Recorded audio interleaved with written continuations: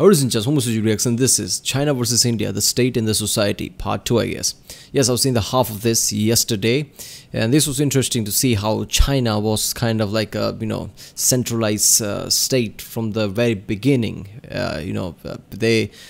Religion was just part of the ruling, I guess, not the other way around. So religion was a tool for them, right? Mandate of heaven that basically kept the system going in a way, which was really interesting. Like there have always been merit-based system, which is really interesting to think, because whenever we think about any of the old system, right, we don't think of merit-based system coming to effect very early, right? But they have the merit-based system for, I guess, millennia, right?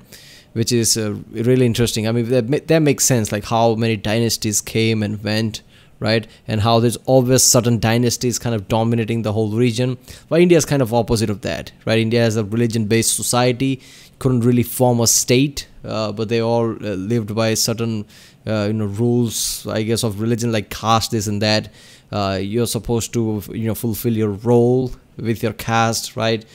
Certain caste members should not be interacting with the lower caste and all that crap, right? So that's how they were going, like if you do your work or whatever your role is perfectly or whatever, in the next life you're gonna be born as a higher caste or whatever the fuck that was.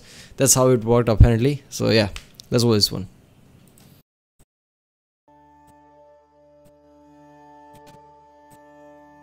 The political power structures created by the Brahmanic religions for the various princely states of India had numerous checks and balances, so many in fact that they inhibited the creation of a centralized, powerful and institutionalized state. There were no instruments of mass mobilization that rulers could use to engage in large projects. The main driving force in how India's early society developed were social forces and not political or economic forces. China started creating a strong state to rule society, whereas India created a strong society that prevented the creation of a powerful state. But some certainly tried. 16 Indian princely states became powerful enough to vie for power to unite the subcontinent into one entity, of which the kingdom of Magadha was the most successful. Over the course of 300 years, from 600 BC to 300 BC, the Magadha kingdom introduced a system of taxation within a bureaucracy, replacing a previous system based on voluntary donations by caste to the king. They conquered the Ganges Delta, formed the short-lived Nanda Empire, and then, under Chandragupta Maurya and Ashoka, conquered almost the entire subcontinent, founding the Mauryan Empire in 320. Yeah, so one thing I can see as a trend here, that we humans always will want to conquer as much as we can, right? That's our driving force. But in India, I guess the religion and religious rules, I guess, right?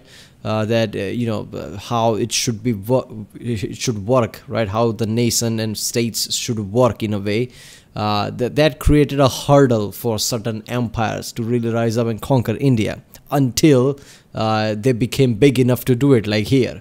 So China, there wasn't something like that. They're basically like how to make more money, how to be more efficient, and how to be just better all around with resources and things. India, religion was kind of central part of it, so that kind of prevented that from happening until somebody became big enough to do it, like here.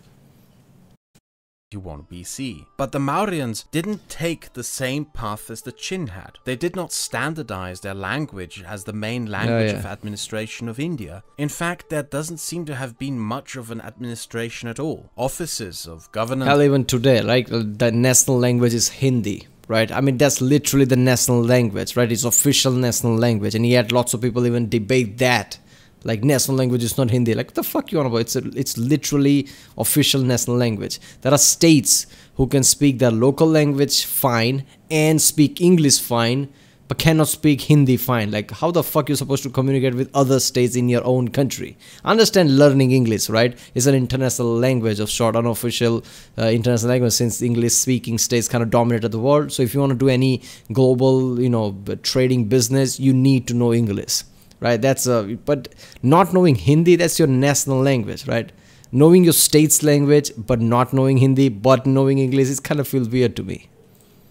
were attained on the basis of noble birth. There was possibly not even a centralized government at all, and nothing was done to spread education or in any way challenge the system of castes that prevented the establishment of a powerful state. In fact, the Mauryans do not seem to have tried to enact measures of direct rule or even indirect control over the lands they had conquered. Defeated kings merely had to ceremoniously acknowledge the Mauryans as sovereigns, and then they could return back to ruling their own kingdoms as kings in all but name. There was no European-style feudal structure of bowing to superior family lines or land being redistributed by a central ruler. Local property rights were in general not challenged, even by local kings, who themselves under the Brahmic laws only owned uncleared lands such as forests and jungles, and often continued living off voluntary donations by castes. In many ways, the conquered princely states remained independent princely states in all but name. After the death of Ashoka, the Mauryan Empire collapsed, and India reverted straight back into regionalized kingdoms and princely states as if nothing had ever happened. The fact that the Mauryan Empire... You see, the problem with India is that there's so much diversity, right? And when people say India is really diverse, like, oh, okay, that just feels like a sentence and it moves on. But you really need to, really process that. India is really diverse. I mean, look, Ashoka, obviously Mauryan Empire took over India, but how the fuck are they going to, govern it, right? Lots of people didn't even speak the same language. I mean, they had to be like, okay, just acknowledge me as the ruler and you can do your own thing, because I can definitely not understand anything that you're doing. Right, and especially like the religion is already there, right? How the society works, how the religious text says what you can do, cannot do, and all that crap is already there. So it was already hard to create one singular state, right? Even the Mauryans couldn't do it. Empire had existed at all was for a long time forgotten in the annals of history, until stone tablets with inscribed commandments were deciphered in 1915. For Indians, the concept of sovereignty over a unified India did not make sense at the time. The concept of an India united in law and state possibly didn't even make any sense at all. India reverted back into regional kingdoms and tribal... why? What's the need of it? Okay, let's have one singular India. What's the need of it, right? I mean, that's always the mentality. Like, everything's working on its own. We have one society, one religion that is telling us how to do. Why have one singular state, central state, right? Every, princely states are working in its own fine, right? Why have one single... That it didn't dawn on them, right? Obviously, there was until the outside forces attacked them, right? Mughals, right? Most famously, and then British. I know there are other attackers, but these two are the most famous one. First Mughals and then British directly after that. And then it was like, okay, I think we should have central states. And 1947, Indian independence, and Indian, 1950 is the government is formed. Politics under a religious social hierarchy, at the same time that a Chinese state started building the first segments of a border wall. One of the key differences developing here between Chinese and Indian political history is that China spent the majority of its history unified, with disunity being an exception and usually resulting in a struggle to reunify. While in India, disunity became the standard and the unified India became the exception. 300 years after the collapse of the Mauryan Empire, the Gupta Empire would be the next to unify India. However, the Gupta were also prevented from attempting to build a unified Indian state structure by the wall that the unified Chinese state had built. That wall made it more difficult for Hunnic tribes of Central Asia to raid China, so they went south, invaded India, and caused the collapse of the Gupta. India... Come on, man. We are like, okay, let's invade China. Like, the fuck is this? It's a wall, and just Chinese just standing there. You can get in. Like, god damn it. All right, let's just go around. They literally go around and like, oh, look at that, India's open. We'll take that. Reverted back to regionalized tribal states and kingdoms again, and remained as such for 1,000 years. In the 10th century, a series of Turkic invasions coming out of Afghanistan and Iran resulted in the conquest of India by Islamic states. This began a process by which foreign rulers would drive the political developments of India, the first of which was the Delhi Sultanate, which failed. Facing entrenched regionalized tribal structures and social hierarchies, the Delhi Sultanate Sultanate was never able to fully enforce the structures of an Islamic state over the lands it had conquered. It was forced to govern through concession and compromise with regional Hindu rulers and accept limitations to their political power. And the same is very much true for the Mughal Empire that conquered and replaced the Delhi Sultanate. The foreign invaders may have had the military structure that they had developed from outside to conquer much of India, but their political structures were insufficient in dismantling the social forces in India and to bind them under a unified and centralized political institution. The Mughals became rich and powerful through the control of the Indian spice trade and the Silk Road. They were able to crush rebellions against them with military might, but to rule India, they ultimately had to compromise and bend to do so. The structures of what makes an Islamic state ultimately failed and proved insufficient to rule India.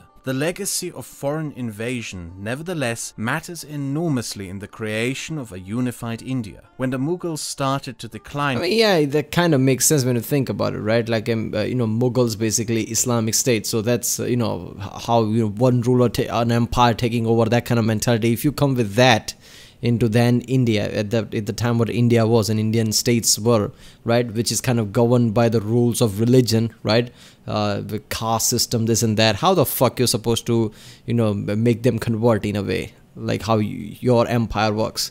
You'll have to compromise basically and just adjust to that society, right, if you want to make money. So that kind of makes sense. I mean, it's not compatible, the two things. And someone else from overseas started lurking on the horizon. It is very possible that if outside forces had not invaded and occupied India, that India as the idea of a unified entity would have never come into existence. It is through foreign invasion that the project of building India as a state ultimately began, and it began very late. Yeah, so yeah, like he said that there was no reason for a centralized nation or state to be there, right? The concept didn't make sense to the people then. Like regions are working fine by themselves. Why have a central state, right? The India as a whole worked as a society with based on religious texts, this and that. They didn't need a centralized state like that until the invasions came, right, from Mughals, and then directly following that British, all the way up to 1950s, I guess 1940s. By then they're like, okay, I think this invasion basically tells us that we need to be much stronger at a core, so we need a central state, and that's how the India today we know came to be. That does kind of fucking make sense with yeah.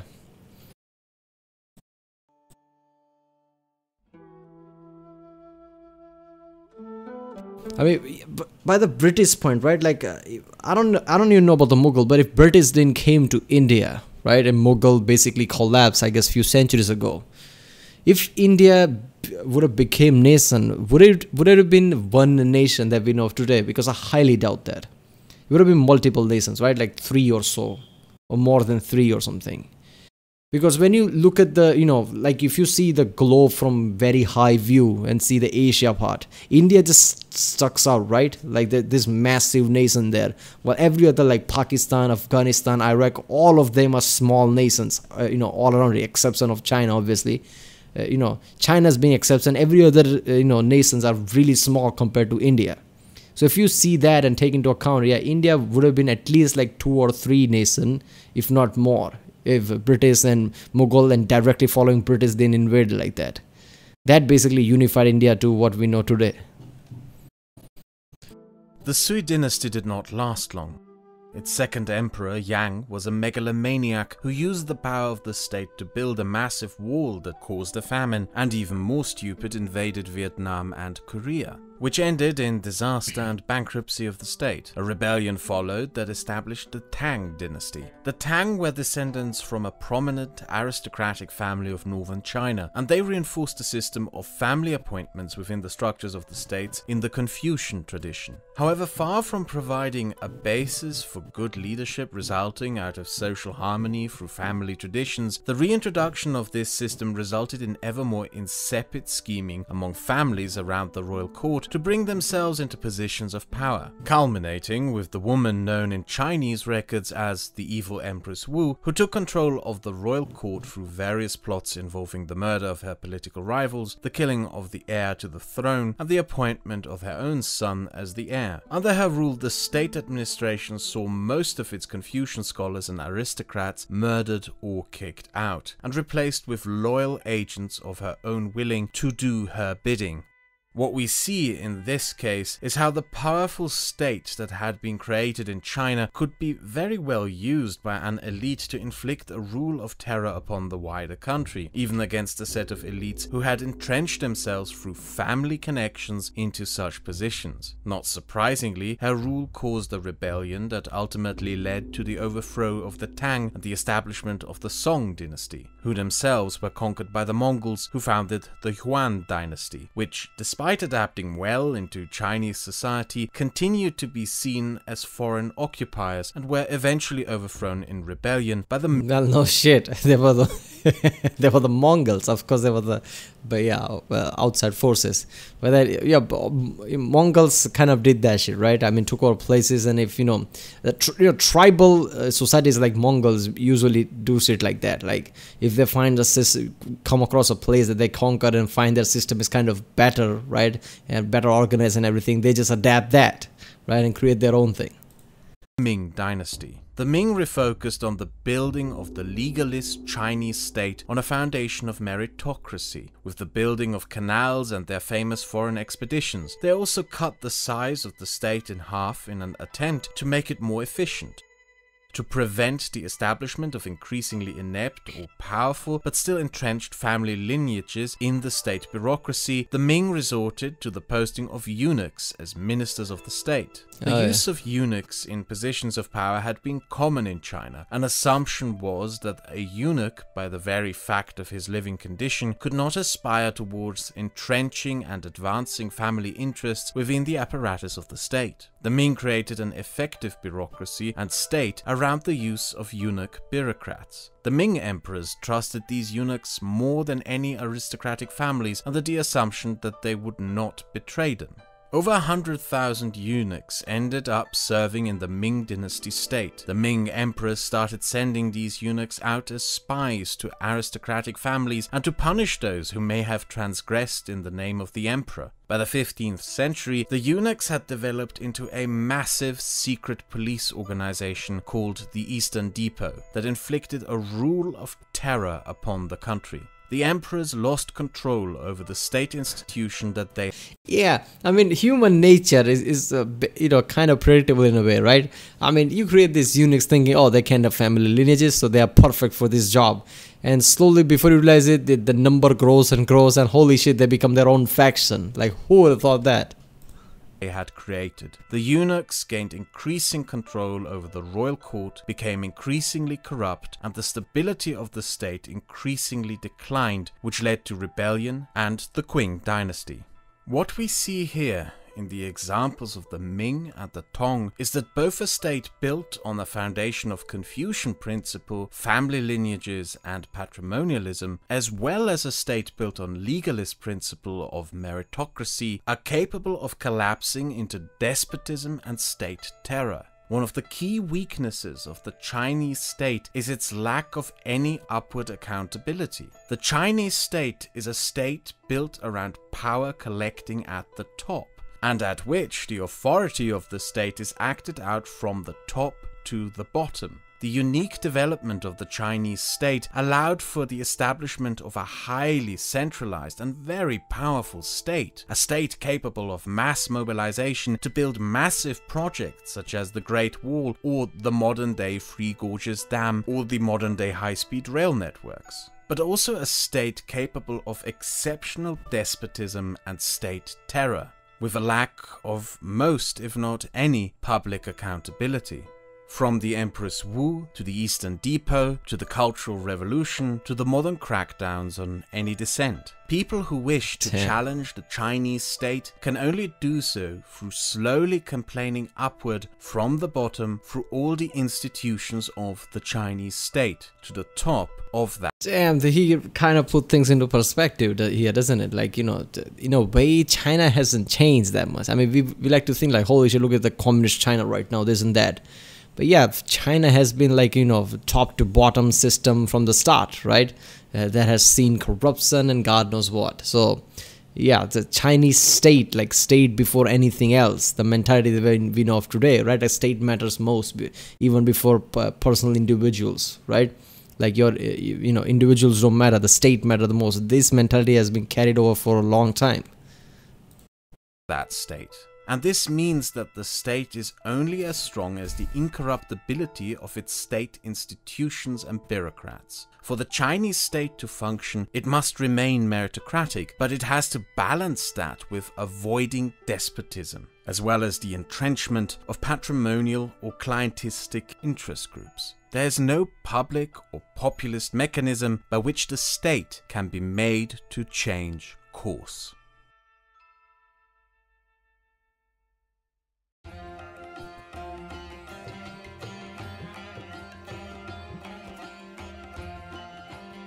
The British were the last foreign conquerors of India, and the British understood very soon what the social structure of the subcontinent was. British colonial accounts of India today... By the way, this image reminds me, the Mughals like, holy shit, we are so much powerful than all these Indian princes.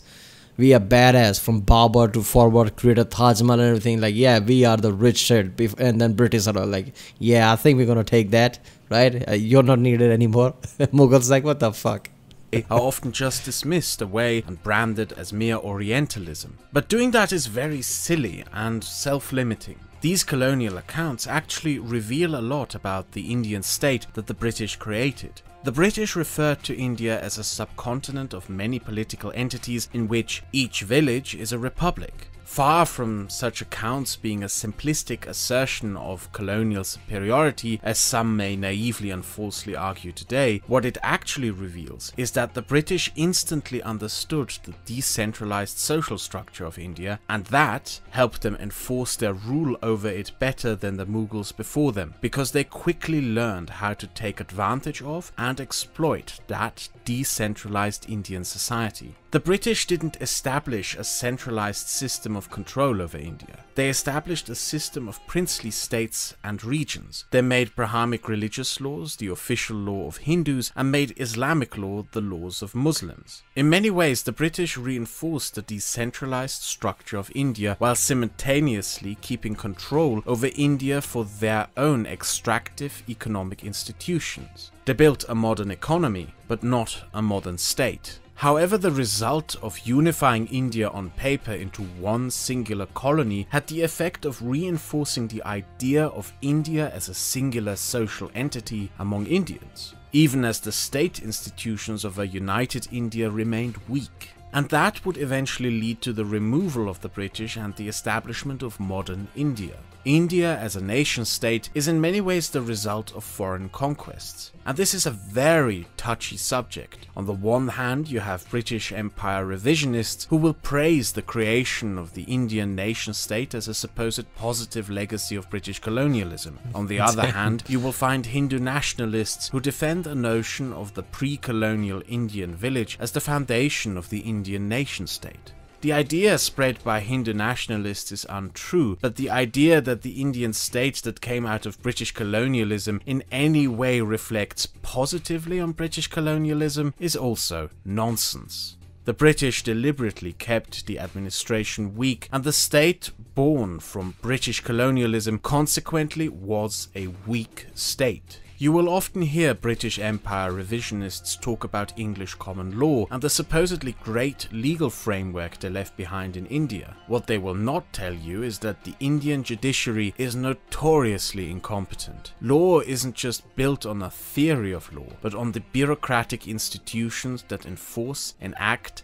and interpret it. Courts in India are often stacked with paperwork, and the line of cases to be heard is immensely long. Court cases can often take years, if not even decades. For God's sake, that is so fucking true. That is the law thing. That is so fucking true. It's like, I mean, obviously, I have never had any cases, but obviously, I know people who has, and it's just like people sometimes, especially if it's some kind of a land dispute, land cases or something. Holy shit, 15, 20 years, God knows how many years it's gonna take, right, before any resolution comes.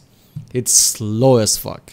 It's like in US, what was that joke, like DMV or something like that? Like nothing happens there. Yeah, that makes it look like a joke. That's how bad it is. To finally be heard. Obviously, it's getting better. It is in fact not uncommon in India for plaintiffs to die while waiting for their case to finally go to court. This is because the bureaucracy of the Indian court system, which is a legacy of British colonialism, was built as a weak and kleptocratic institution. The administration of other centralized government sectors and services does not fare any better. The state has trouble building basic infrastructure, providing healthcare, providing education, and has still to this day not ended illiteracy in many parts of India. This is not due to there being some internal logic of incompetence to Indian culture, but because the Indian nation-state was built on the foundations of a weak state, and that state was deliberately kept weak to placate a strong society by the British.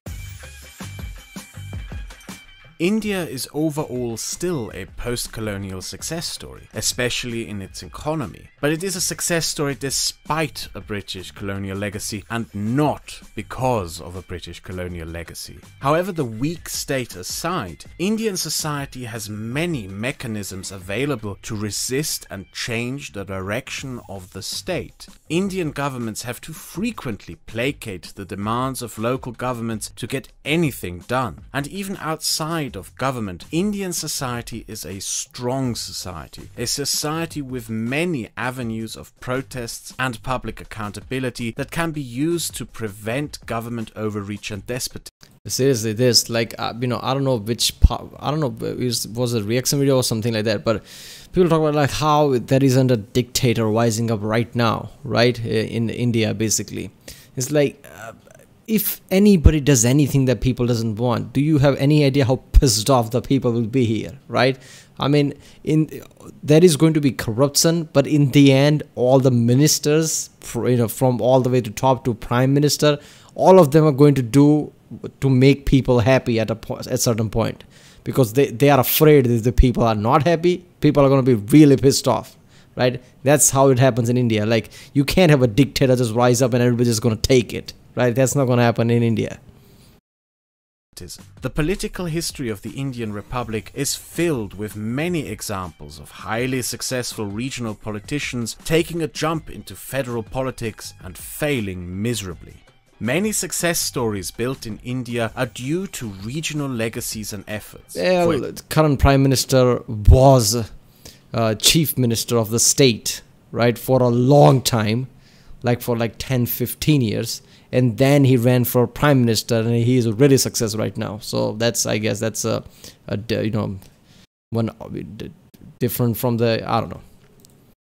For example, the state of Uttar Pradesh is often noted for having more effective and efficient governments than most other places in India. And we can trace this back to completely different legacies in social structure. For example, that literacy was not restricted to the Brahmins and widely spread across the population in Uttar Pradesh, thereby making governance more effective in the long term. India is also a society in which people can by their own means reach incredible heights and prosper without having to fear any draconian state power preventing them from doing so. You can start a business as an Indian and build that business without fearing the government, but that government is often too weak to provide the education people need to build a business in the first place, or to prevent local gangsters from racketeering your business, or to provide basic services such as a sewage system that you may need to run your business in the first place. As a result of this, Indian success is often built on the strength strength of its society. People prosper through the efforts of community. Alright, this might have been true, I guess, 10-15 years ago, but definitely not true today. It's at least at this level. Indian government is not that level of weak, right? And you know, obviously there is, you know, gangsters or crime is obviously there, but not as much as it used to. Slowly, you know, Indian government is becoming competent and stronger in a way, right? And yeah, the fact that anybody can start a business is true. But yeah, the literacy rate, I mean, obviously even that is, everything is kind of growing, but you know, pace is, you know, not as fast as you would have want, I guess. Communities and families working together to create success. But with its weak state, India is also unable to build the infrastructure needed, and which is the duty of the state to provide, to further and secure success by its citizens. In many ways, because India was late to the state construction process, the Indian state is still being constructed to this day. I mean, yeah, that is so. First of all, about the construction, holy shit, in past 10 years, that has gone way too up. Like, city that I live in right now, that is not one of the famous cities of the, you know, the country, right? Most people don't even recognize the name, but you know, it's one of the main cities of the state. And in this, you could see the difference in just fucking 10 years, like 6 or 7 years, right? There are way too many overbridges that are getting built, right? Way many roads are getting built, right? And yeah, obviously, I mean, you think that, you know, certain small things that should be there, right? It's weirdly not there, while the larger thing that you feel like, okay, you have to make sure the, you know, small needs of the people should be met first before you do the larger project. But people are doing larger projects, but not the small thing, which kind of feels weird. Like incompetency, sometimes you can just feel it, right? But yeah, it's at the steady state, it's getting more stronger and stronger, the infrastructure and everything. But you also have to think like, okay, how many people live in India? Holy shit. I mean, you know, India is not poor, but it's kind of poor because of the population. So you have to take all that into account, like why it's going slowly.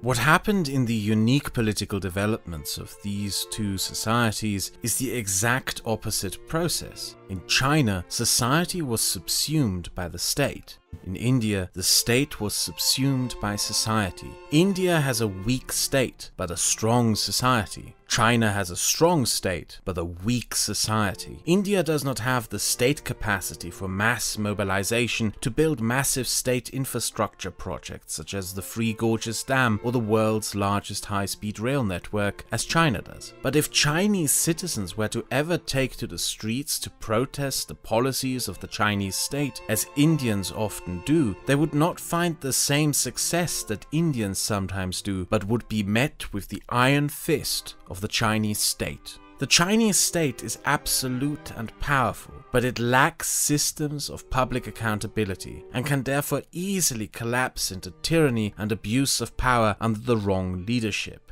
China faces the challenge of having to provide a place and living standard for its citizens where they either do not see a need for such public accountability or they need to eventually start providing such. That, however, would mean fundamental restructuring of the state and can probably not be done without the collapse of communist rule. Additionally, throughout its history, China faced the problem of clientelism, mainly through family clans entrenching themselves within and subverting the structures of the state. The Confucian family structure is by far the greatest internal threat to the Chinese state. Meanwhile, India faces the challenge of constructing a state that can provide services to its people without cracking down upon and limiting the system of public accountability too much, yet still having to limit them to a degree to not have the state choke out on its society, or far more likely, have that society stop the state-building process in its tracks. The Indian state in many ways is an unfinished project that is still under construction. In a way, we are privileged to live in a time in which we can bear witness. Yeah, that sentence right there, like India still under construction, kind of is just perfect, fits perfect here, right? Holy shit. Yeah. Basically, you know, democracy and rights is really protected here, but sometimes it can really, you know, get in a way that some projects don't even get finished. and obviously they're gonna get finished, but like you, it will take decades or something. Like goddamn.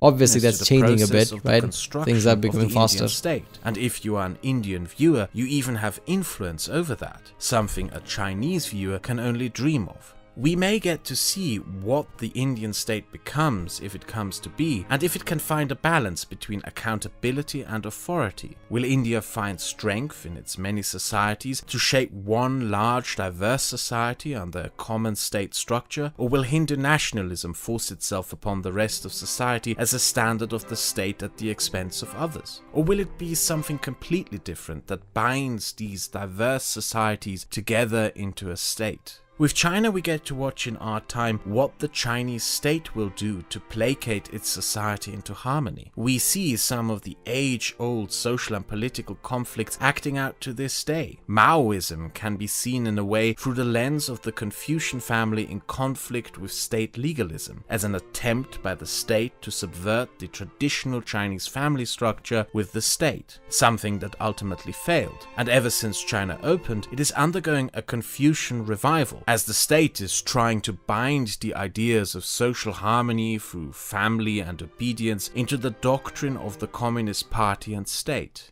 Though China has a weak society, the Confucian family is nonetheless one of the single most powerful socio-economic entities in history. Conservatism in the rest of the world is a system of beliefs that has, despite its name's meaning, constantly had to rebrand and reinvent itself, while East Asian Confucian conservatism has pretty much stayed the same for 4,000 years, and ultimately forced the powerful communist state to bend somewhat to it. You can see Confucian legacies throughout East Asian states, such as in Singapore or in Korea, where right-leaning political forces tend to be more Confucian, while left-leaning movements tend to be more legalist. However, if the reinvigorated Chinese society under the current Confucian Renaissance will be a foundation from which to challenge the state for accountability is yet to be seen. Within our current geopolitical landscape, the conflict over influence and power between India and China becomes doubly interesting with all of this in mind, because all eternal conflicts aside, it poses the question of what is more valuable and important in economic and political development. Is it the state, or is it society? Obviously this might feel biased, but for me, obviously society, not in a way that, I guess the rights and, democratic, process should matter the most, even if it's mean things going a bit slower, right? India is not right now, just showered with riches or something, or like how China is just transformed completely than how it used to be 20 years ago. India is going much slower pace. But living in India, you would have some form of security. All the, that there are gangs, mafia, mobster, that shit is old news, right? Majority of places you live here, right? You can go out at night at 1 a.m. or something. You'll feel safe. Obviously, you'll have, constant news of something bad happening somewhere in India. But India is much larger. In most of India, it won't be the case. In most of India, especially in the cities, right? You can feel safe with everything you do. Right, if you want to create a business or whatever, obviously everything has a pros and cons, right? And with the rising population, right, the level of population we have, there is always going to be major hurdles and problems. But to me, it feels like the rights and individual rights matter most than the state, right? I mean, if you just shut up about your rights, just live luxurious life that I give you, I don't know. At that point, I would feel like a sheep. Doesn't matter how luxurious I'll live. Yeah.